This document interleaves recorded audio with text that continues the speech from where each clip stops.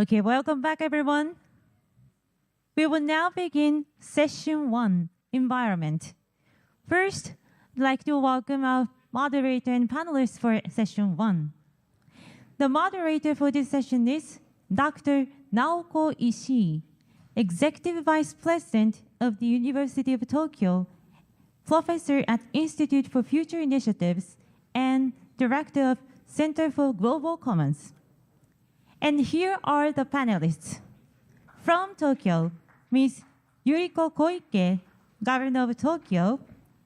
From Abu Dhabi, Mr. Mohammed Ali Al-Sharafa, Chairman of Department of Municipalities and Transport. And from Malmo, Ms. Sophia Heden, Deputy Mayor of Malmo. From New York, Mr. Andrew Kimball, President and CEO of New York City Economic Development Corporation. And from Paris, Mr. Arnaud Ngacha, Deputy Mayor in charge of International Relations. Please welcome our panelist and moderator. Dr. Ishii, over to you.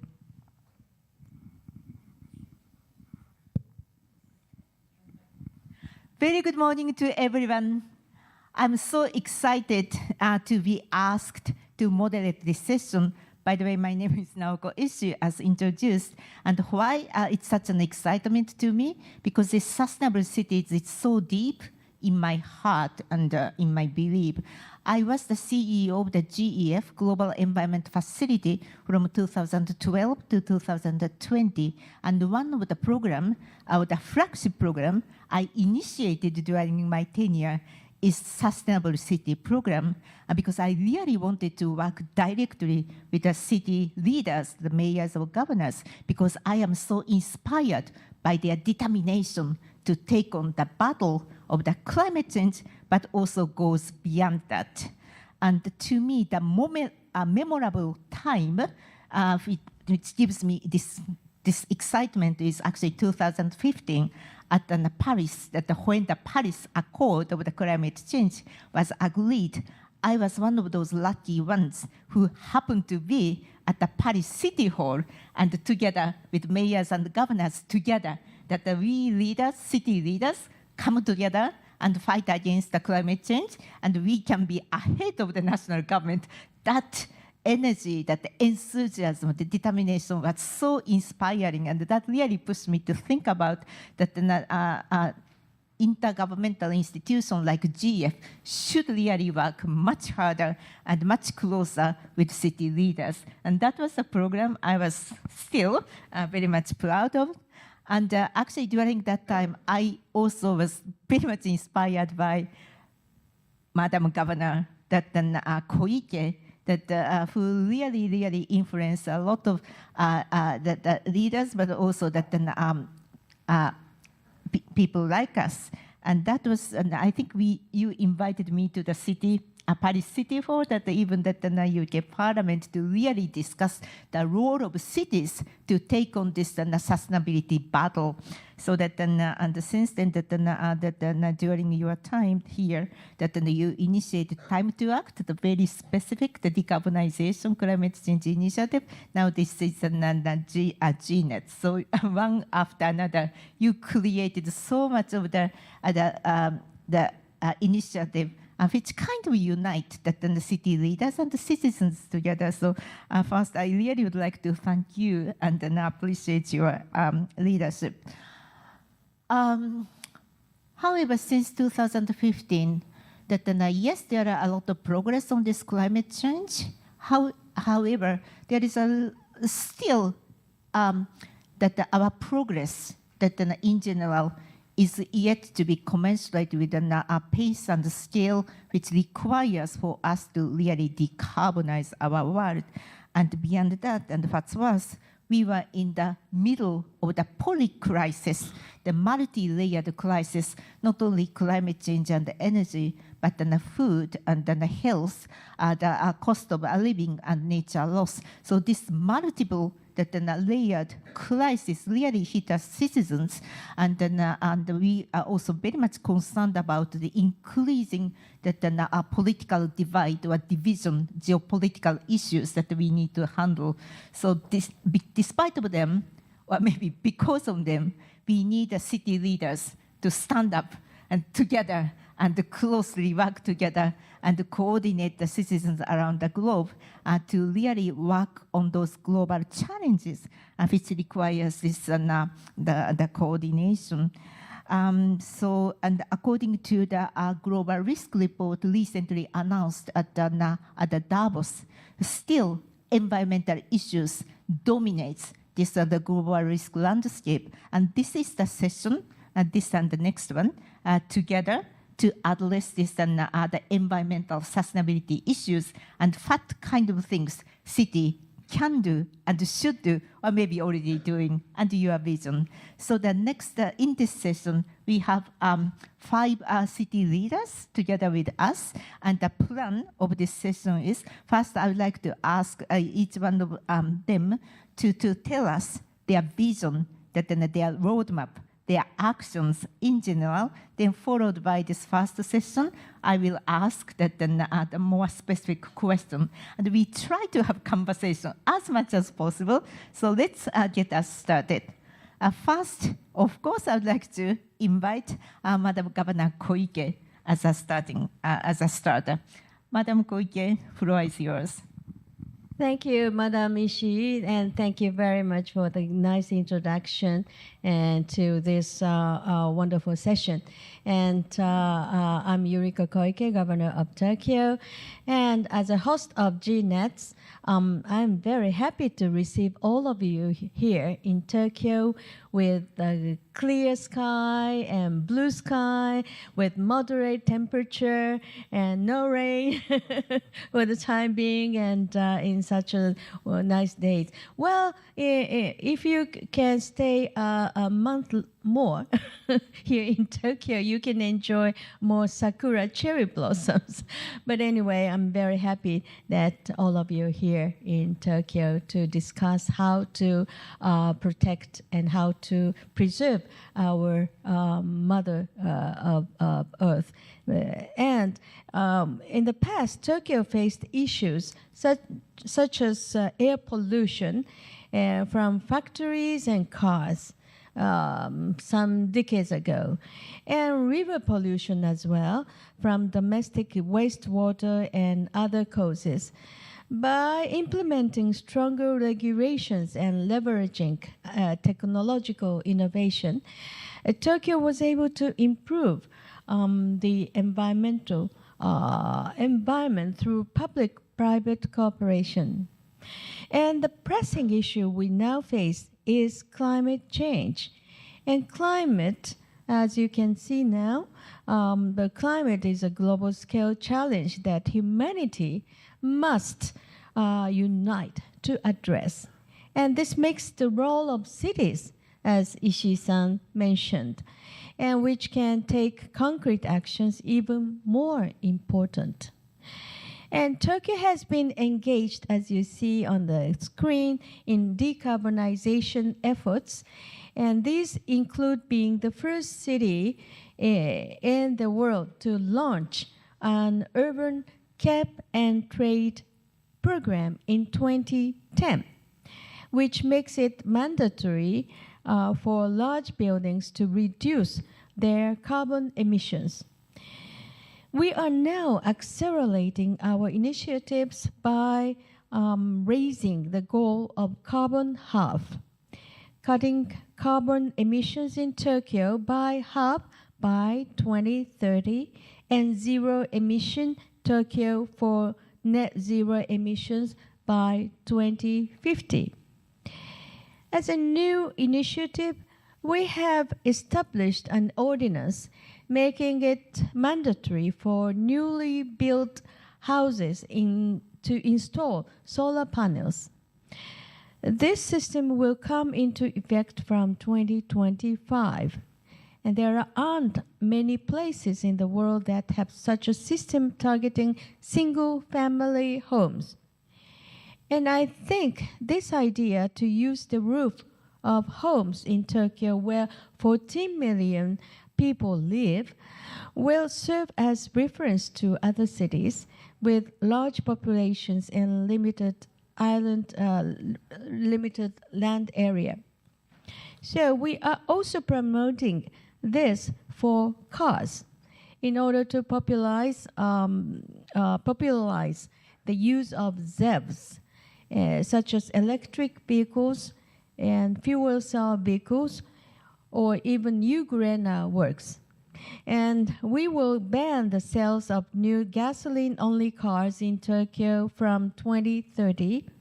And we will also make it mandatory from 2025 for new buildings to have EV chargers.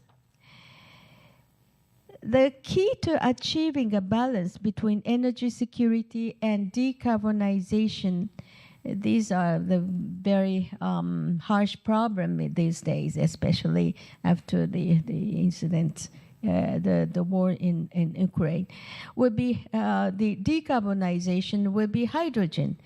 And hydrogen can be stored for long durations, as you know, and can be used in a diversity of fields. It is used not only in automobiles and buses, and vessels that run on hydrogen are also being developed. Those of you who participated in the site visit yesterday rode on a boat fueled by hydrogen. The former site of the Tokyo 2020 Olympic and Paralympic Village, the picture that you are watching, the area where the Olympic and Paralympic Athlete Village were located. And this area is being developed into a new residential area. They are now changing from the Athlete Village to the ordinary apartments, but very nice, with very nice view and legacy. And hydrogen pipelines are being laid here, with hydrogen supply scheduled to begin in 2024, means next year. Tokyo wishes to create a model for hydrogen supply in cities. And environmental challenges cannot be solved by one city alone. So international cooperation is indispensable. This is why we are here. And we must take action now. And under the slogan of time to act. Yes, this is a familiar word, right? And Tokyo wishes to contribute to carbon neutrality while collaboration with the world cities, companies, NGOs, and other organizations. So this is what we are doing right now here in Tokyo. Thank you very much.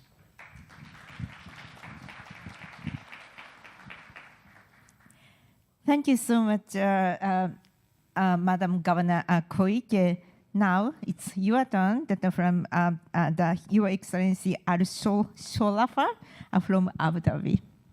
Floor is yours. Thank you. Thank you so much. Madam Governor, thank you for having us today. I think it's a great turnout, and we're happy to participate in this important platform. I think from a vision, leadership vision in the United Arab Emirates, it's very straightforward. Yes, we are a very hydrocarbon-driven country, but our leadership have entrusted the sustainability and environmental aspects of the UAE in a very trickle-down approach. The vision is very straightforward. UAE was one of the few first countries that signed the Paris Accord. UAE is the headquarters of IRENA as well. United Arab Emirates is hosting COP28.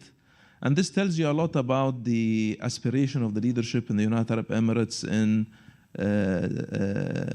introducing sustainable and being voice of sustainability, not only within the United Arab Emirates or the region, but also on international platform. 25% of our energy supply in the United Arab Emirates is from sustainable energy. Even though, again, we are a very hydrocarbon economy country, one of the most important things that we've leadership in the United Arab Emirates have put is that we have to reach to the neutral carbon emissions as per the international standards. It's not only within the hydrocarbon sector, but also in the mobility sector. We are introducing new policies and policy reforms within the single-use plastics as well, solar panel implementation. I'm glad that this is also being done in Tokyo, and we are learning from sister cities as well, from different areas that we can also learn from. I think it is important to mention also our aviation sector. We're also from the first sectors that implemented sustainable jet fuel for Etihad Airlines, and this started about 6-7 years ago. And this tells you a lot about leadership's aspiration. Policies and reforms are being implemented on a daily basis, and we hope we can introduce more policies again to sustain leadership's vision. Thank you.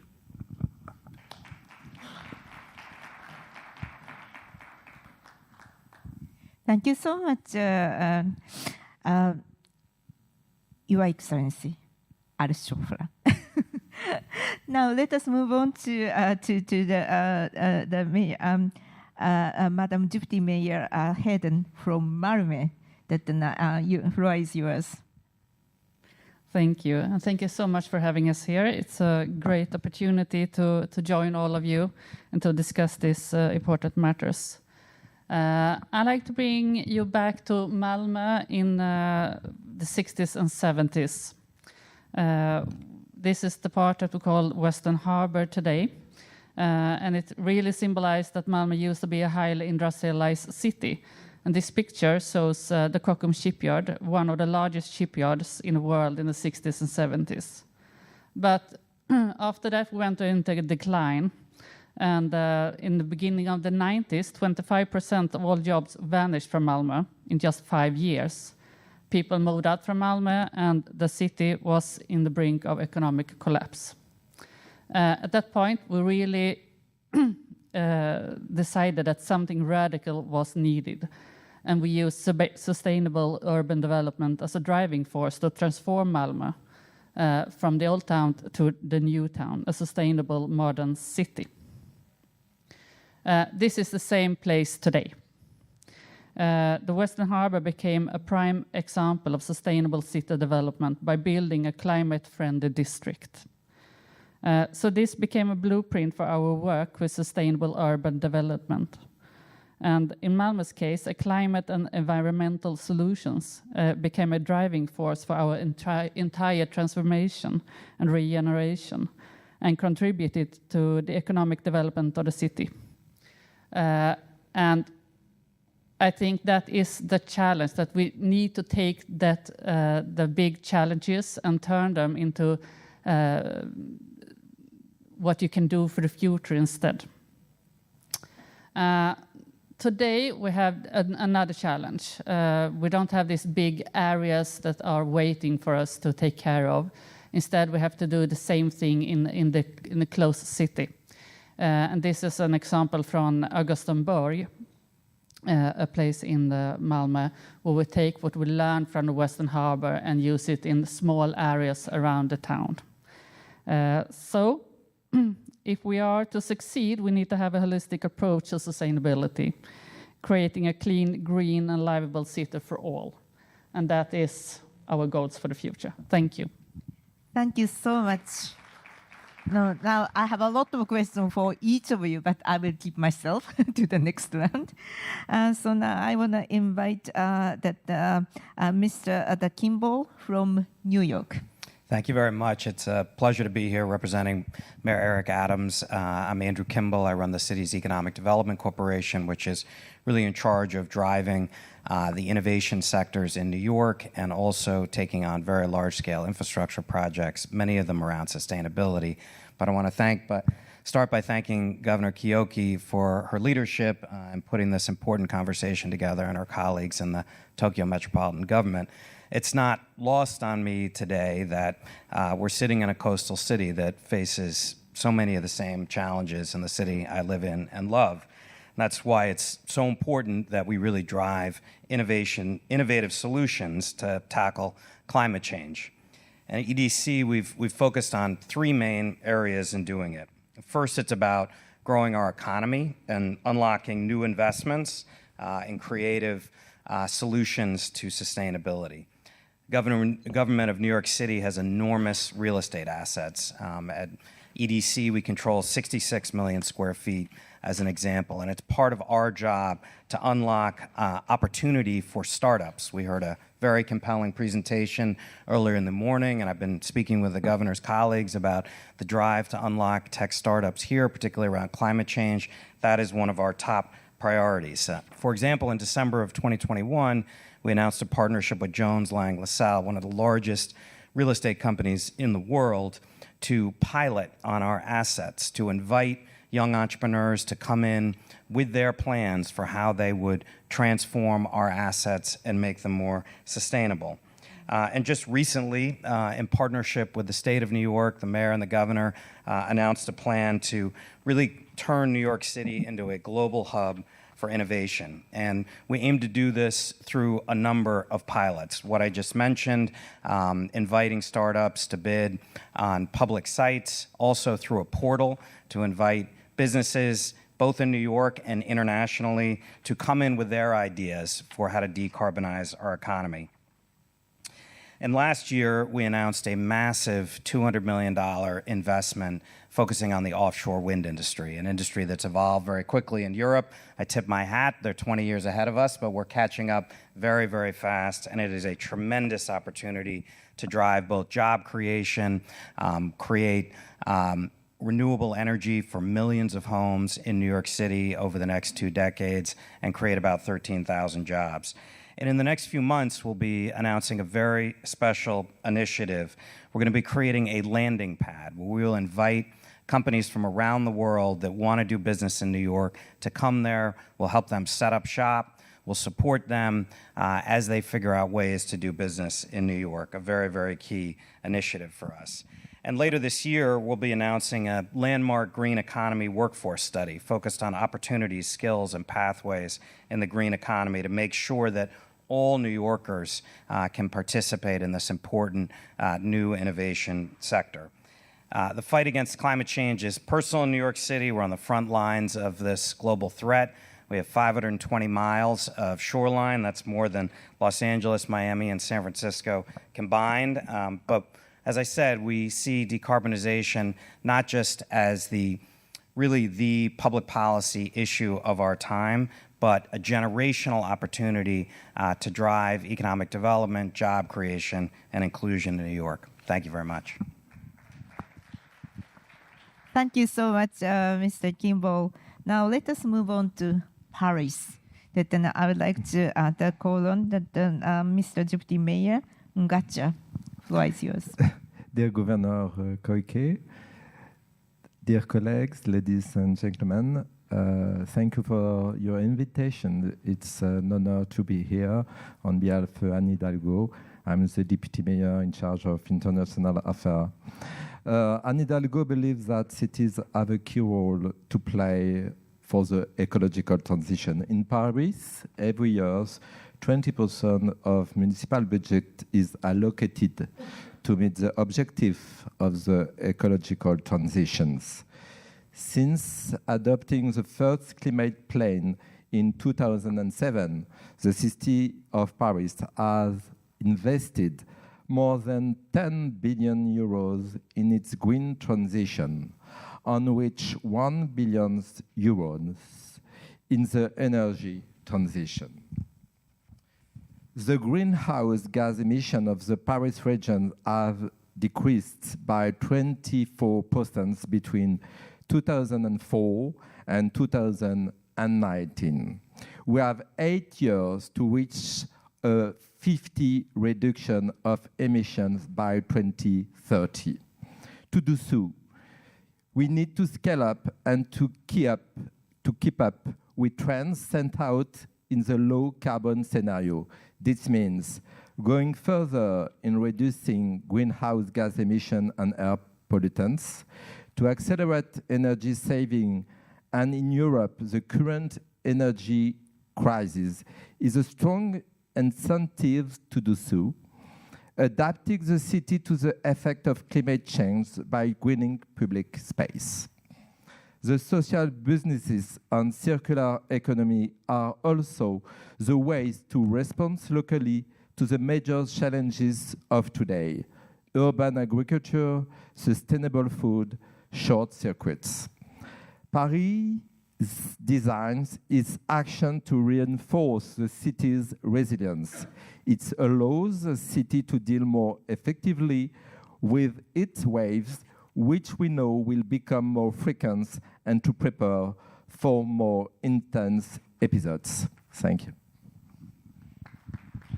Thank you so much, Mr. Ngacha. I kind of recall that the mayor, Anne, told us that the Paris is designing everything within the 15 minutes. So that I would like to hear more from you later. So now we hear that all participants on the floor, so that let us move on to the second round of Q&A, which may be much more enjoyable. So the first I would like to ask that Madam Governor Koike, that you mentioned that one of the harsh challenge is to how to strike the balance of the decarbonization, the carbon neutrality, and also the growth and the sustainability. So, and I understand that you have mobilized a lot of citizens and also the resources, but tell us more that how you want to address that challenge. Oh, thank you very much. Well, talking about climate change and how the climate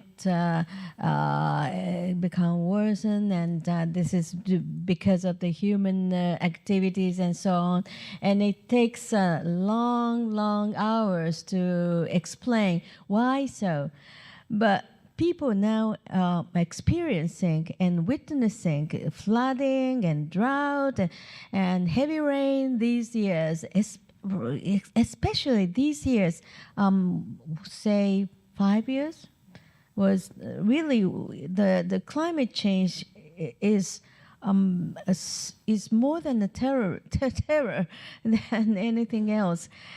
But for any policy to be successful, I think it needs to be for a greater good that gains the empathy of the people. And in the past, it was considered normal to wear a suit and necktie to work, for businessmen especially, even in the hot summer season in Asia. And to keep people dressed like that from getting too hot, the air conditioner was set to temperatures so low that it was cold, and it was not healthy for ladies working in office with very low air conditioner. And this was a waste of energy and also emitted huge amounts of carbon dioxide. So it was so ridiculous. Why don't we feel more freely and to be more friendly with what's happening in the climate? So I was a minister of the environment many years ago, but during my service, instead of just calling for people to raise the temperature setting of their air conditioners in the summer, I also encouraged them to remove their neckties and wear clothes to work that looked and felt cool. And I call it as cool biz. maybe French necktie producers are not happy with this, but especially in Asia, very humid and very high temperature, it needs a lot of endurance to be, good businessman and so forth. Anyway, this was a truly a reset of how people think, and it's Madame Ishii. It was a big campaign, and cool bees became one of the very very normal new word, and the mindset. It didn't cost anything. But it was very effective to change people's mind and think about how to live in a more comfortable way and to tackle the real climate change. So the greater good of this policy is the reduction of CO2 to prevent global warming. But I think that the reason why this policy succeeded was that we were able to gain the empathy of the people for its greater good, and for it as a cool and comfortable way to work in the summer. Always place importance on the martial arts concepts of Shingi Tai. Japanese martial arts like judo or karate, those are all martial arts. And the martial art has a philosophy of Shingi Tai. Shin is consciousness and empathy, or soul, or spirit. And Gi is technology and ideas. And Tai, the last one, is systems and institutions, or sometimes regulations and this kind of thing. And only when these three come together can things move forward. Shingi Tai. I believe that it is our duty to specifically advance reforms that will move society.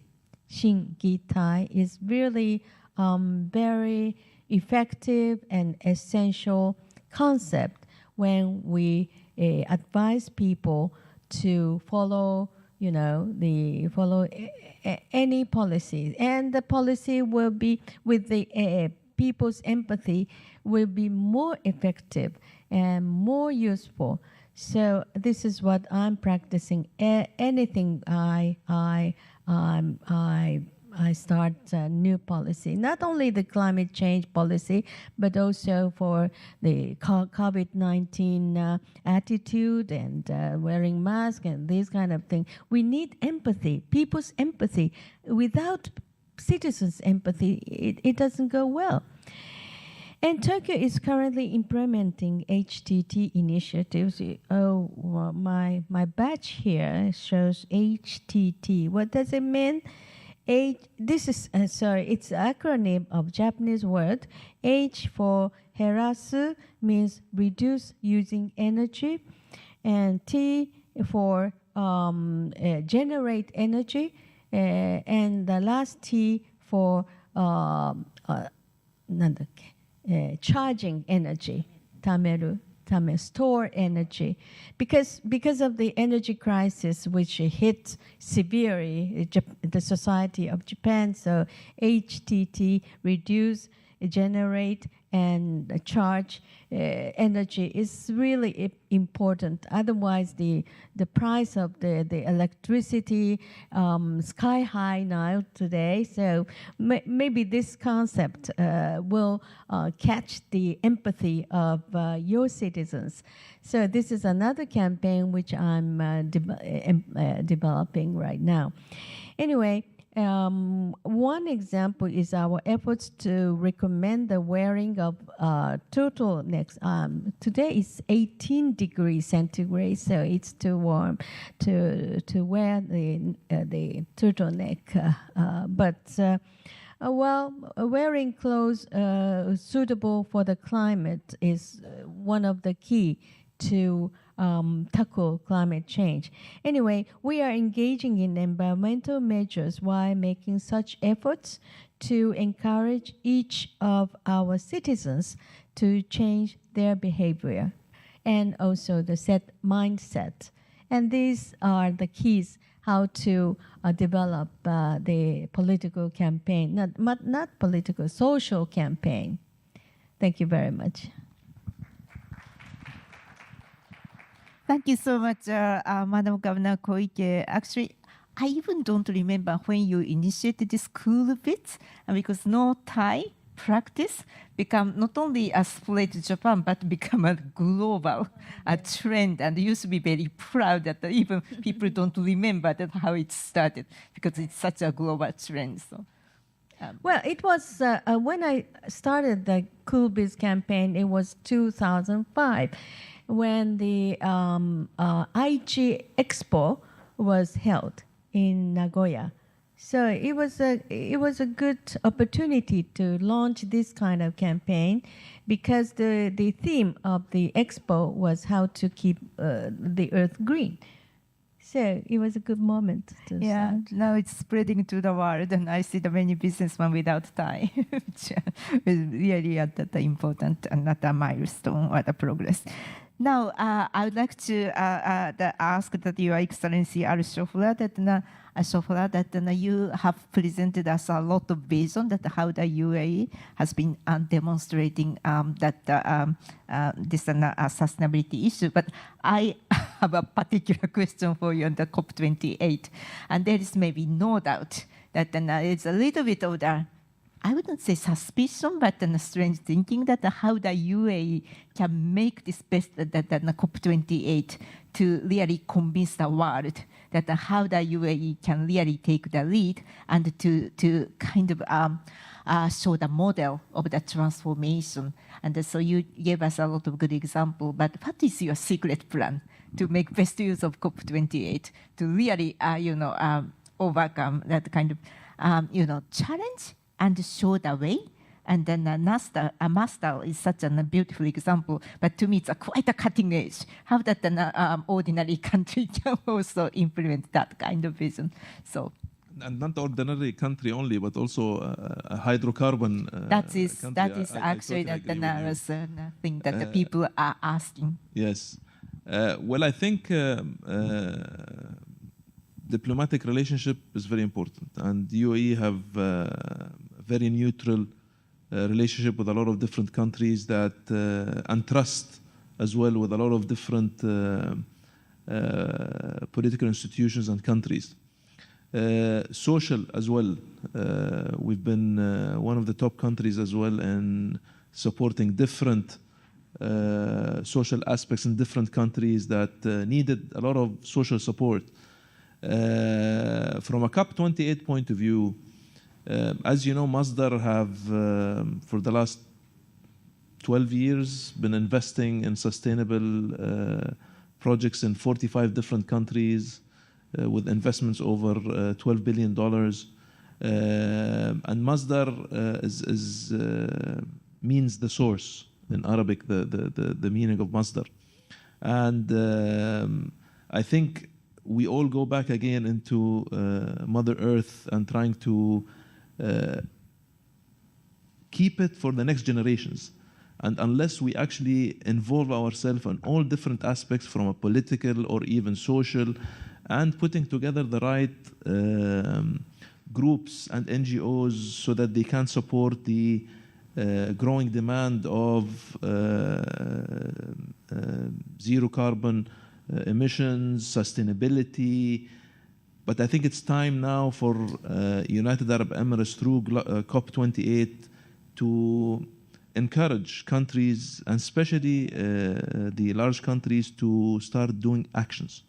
We've been talking a lot, and I think we've always been participating in other COP platforms and sustainable, even our annual Abu Dhabi Sustainability Week, which also attracts a lot of environmental agencies and NGOs in Abu Dhabi. We've always been pioneering in that area. I think if we can bring everybody together using the right platform, which is already there, hosting all of these players, I think it's going to make a big difference for the world. And our statement in COP28 is action. Now it's time to action. We've always been talking. I think it's time to action. Yeah, thank you so much. I have been the regular visitor to this Abu Dhabi Sustainability Week, so I really hope that we, the world, can make best use of COP28 And it's for we. actions. We is the right word. Yeah. We have to Yes. focus on the we. Yeah. Totally We. agree. Okay.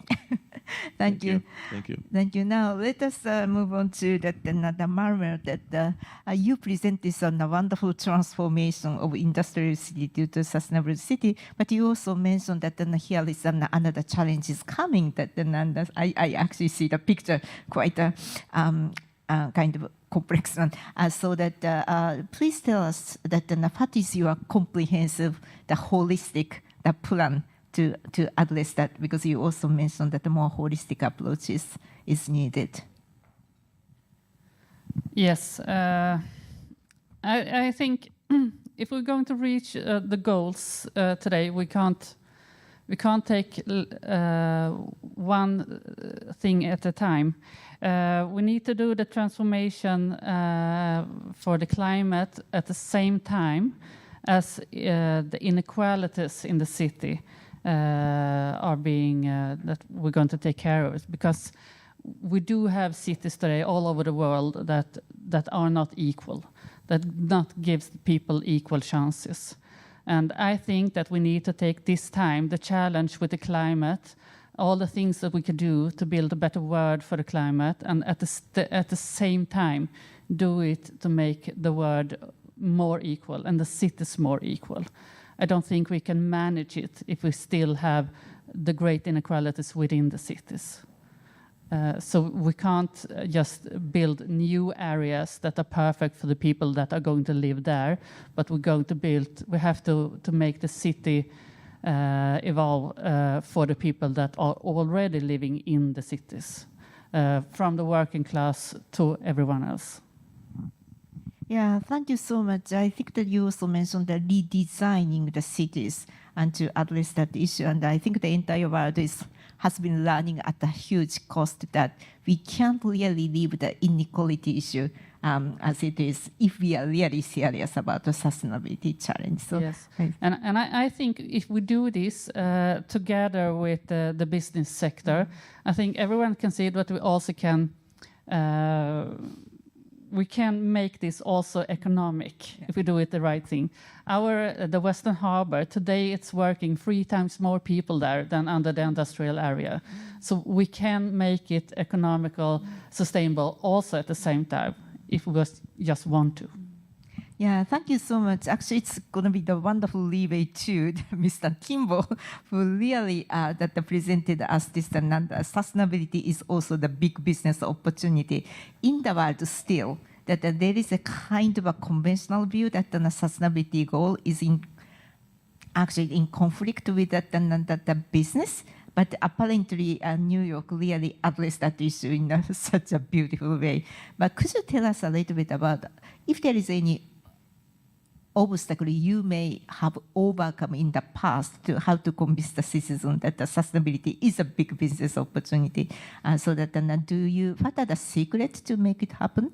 That to me personally, that after 2015 Paris Accord, there is a huge increase in innovation in the towards the decarbonization technology. That was the beauty of the clear vision. So that I just wonder that what is the secret in case of New York? Well, I think that's a great question, and I think the key to that is delivering. And delivering means creating opportunity for entrepreneurs to grow their businesses, particularly diverse entrepreneurs. It's about delivering jobs, good-paying jobs for people who desperately needed them. And it's about environmental justice. Benefiting those communities that have suffered along the waterfront the most from climate change. And I'll give sort of 3 big examples of where we're tackling this, and is as focused as we are on taking action at the local level and creating entrepreneurial opportunities. All three of these require federal, state, and local coordination to get it right. So first, on offshore wind, the way that industry evolves is that the federal government controls the water. So they lease sections of the water 15 to 20 miles offshore. The state then puts out power purchase agreements to buy the power, creating billions of dollars of economic activity. And then it's on the locality, mostly the city of New York, to deliver at an operational level, to find port servicing facilities. So in the case of New York City, we're creating the largest port servicing facility for offshore wind in the United States. It'll create 1,000 local jobs.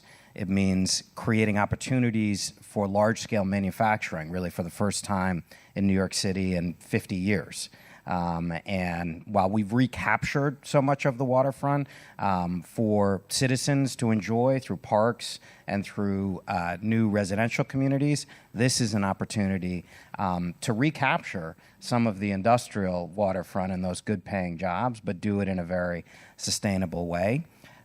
It's also a critical opportunity to partner with academia, both colleges and universities, and we're doing that, but also K through 12 schools to make sure that there are pathways into those jobs, absolutely critical. And we're doing all of those in offshore wind. And one more I'll just mention, there'll be billions of dollars of infrastructure work and public procurements that come out of offshore wind and other infrastructure investments. We've committed to 40% of the dollar value of all of those contracts going to women and minority contractors. That both drives entrepreneurial activity in the city, but also creates the kind of equity that we all want going into the future. Two other quick examples. One is we have to retrofit all of our buildings now through what's called Local Law 97 in New York City. That creates enormous opportunities for new technologies around heat pumps and solar and the skin of buildings.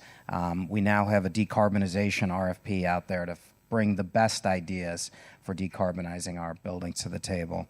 And then the final one I'll mention is really our waterfront infrastructure. So one of EDC's massive capital jobs is to make the waterfront around the financial district resilient. If we do nothing, there will be water on large sections of it by 2050, costing us between $25 and $50 billion of economic activity. But if we're smart and we spend $5 to $10 billion in the short term to build up resiliency around the perimeter, we not only can save money in the long run, but create massive new parks. So we actually have a design right now to create 10 acres of essentially marshland with storm surge barriers built into it off the tip of Manhattan that will create walkways through those storm surge barriers, a new park amenity for the community, creating enormous value upland that will help finance that project. Thank you so much for great examples that we feel quite comfortable that to learn that it's quite possible to bring that sustainability and the business opportunity together. So that it's really good to hear. Now, lastly but not the least, that I would like to invite Mr.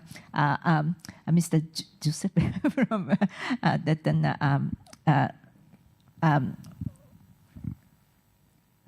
from Paris. From Paris, yeah. Mr. Ngacha from Paris, sorry, yeah. Deputy Mayor Ngacha. Anne Hidalgo have chosen the 50-minute city as model for Paris during the last municipal campaign.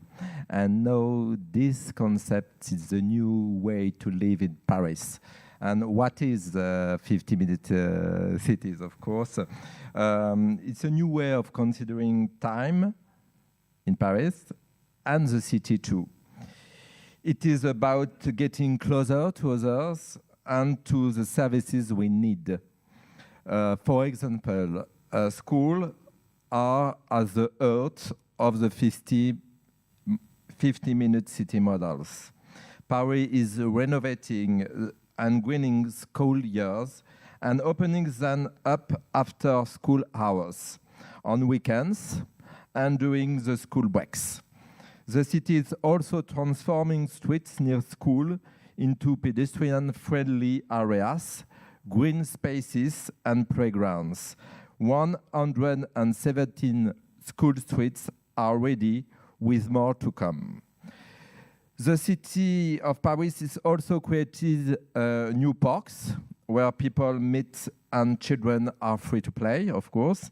We are also looking to bring back local businesses, for example, such as bakeries, bookstores, and craft shops. To do this, we purchase any vacant store space and lease it at below market rate to help those retailers we think are essential in our 50-minute city bakeries, convenience store, and so on. We have already relocated over 650 commercial premises. We also want to restore air quality through the removal of cars and creation of green spaces. We have already made permanent the 50 kilometers of temporary bike lanes we created during the pandemic. By 2026, 50% of the city parking space will become car-free. To create new green space, cafe terraces, and sport facilities. For those we know Paris, these represent about 6 times the size of Luxembourg Gardens. Thank you so much. Actually, that you mentioned this ecological transformation, the transition, which really inspired, particularly us Japanese. We can translate this ecological into Japanese more like a seitai bunmei. So that thank you so much for the inspiration. Yeah. You are a model. Role model. Thank you. Empathy. The role model. Thank you. Yeah, Thank you very much. Yeah, so that while we really want to engage more with you, the audience, and also among us, that we are quite behind schedule. So we need to, unfortunately, we need to wrap up now. But then to me, as a moderator, that I am quite reassured that we are, at least the city group, that the group leaders among the cities, we are in the right path towards that tackling the climate change, and actually that goes beyond.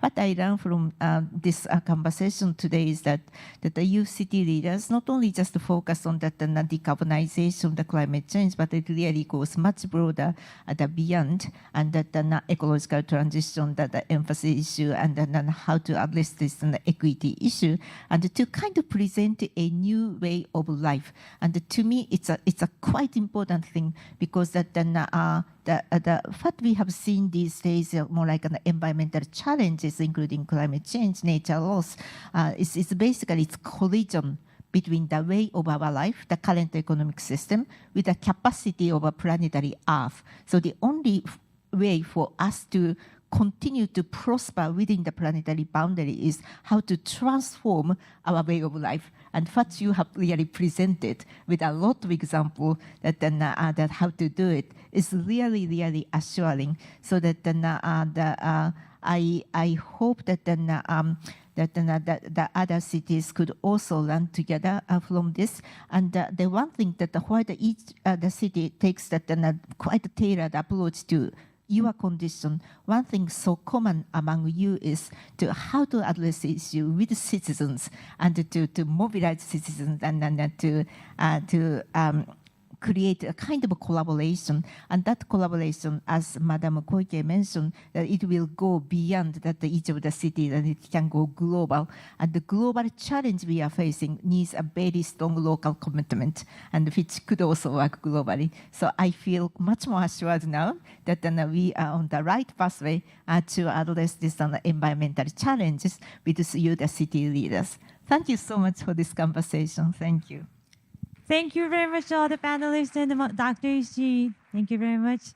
Lastly, we'd like to take a commemorative photo. So everyone, would you please gather in the middle of the stage?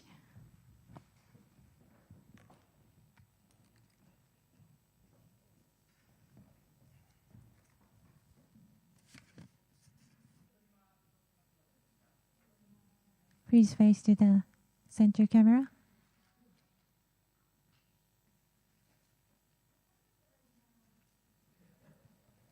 Thank you very much. That concludes the photo session. Please give a big round of applause to the all panelists and moderator. Thank you very much. And this concludes the session 1. Now we'd like to take a break now. Session 2 will begin at 11:30. So for leaders who will be on the stage for session 2, please gather to briefing room at 11:20. Your liaison will guide you. And for the session 2, we will have a Mongolian speaking panelist. For English translation, please use the receiver and set it to the channel 1.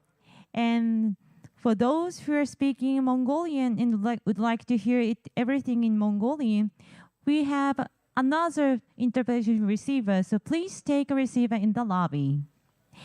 And coffee and drinks are served in the lobby, so please help yourselves. We will resume at 11:30. Thank you.